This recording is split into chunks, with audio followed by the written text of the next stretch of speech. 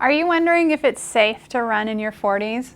We've had a lot of people recently who are either wanting to take up running for the first time in their 40s or who are wanting to return to running in their 40s after taking about 20 months off from running.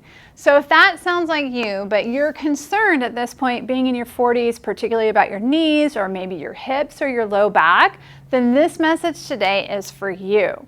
So, is it safe to run in your 40s? The answer and the research are 100% clear that yes, it is safe to run in your 40s.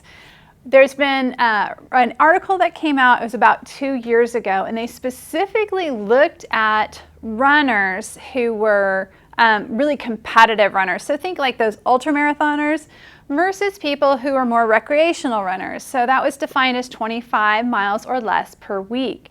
And they actually studied the cartilage that was in the knee for the ultra distance runners, the recreational runners, and then actually for people who didn't exercise at all. And they compared the three. So you'll be happy to hear that the runners who ran 25 miles per week or less actually had thicker cartilage than the ultra runners, or those who were competitive runners. So what the study proposes is the fact that some running is good, but maybe too much running is not so great.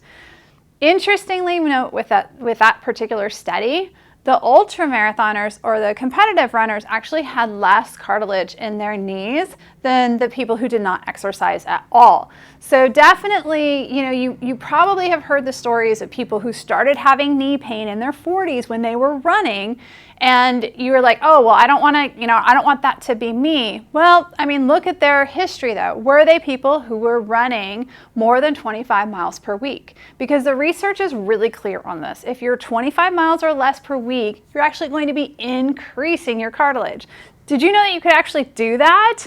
Yes, you can. So go get out there, enjoy yourself, enjoy some running. Now, a couple of tips before you do though. If you haven't been running for a while, especially if you were a runner previously, remember that you need to build back up to it. Just because you could run a half marathon when you were 18 doesn't mean that you can run a half marathon today. All right, so remember how you started out with your running and your training, and continue through that pattern again, especially if you haven't been running for a while. Also, as you guys know, my runners out there know this to be true, but I'm gonna remind you anyway, make sure you have some good shoes that work for your feet.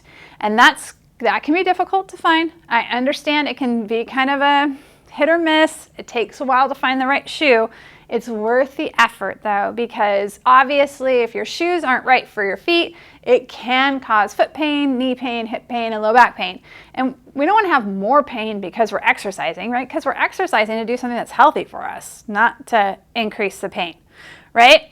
So if you are interested in getting started with running in your 40s, or you're getting back to running in your 40s after not having done it for a while, feel free to give us a call here at Physical Therapy for Everybody. We'd love to have a body chat with you, which is just a 20-minute phone call to learn more about where you are, what your goals are, what you're shooting for, and what you want to do. And then we can also sign you up for a free discovery visit. So again, we can have you come into the clinic, you can sit down, you can talk to me, and you can get my top ideas on how to return to running safely in your 40s, or continue to be able to run far into your 50s and 60s. All right, so give us a call if you're interested in that body chat. It's 425-658-4944. Have a great day, everyone.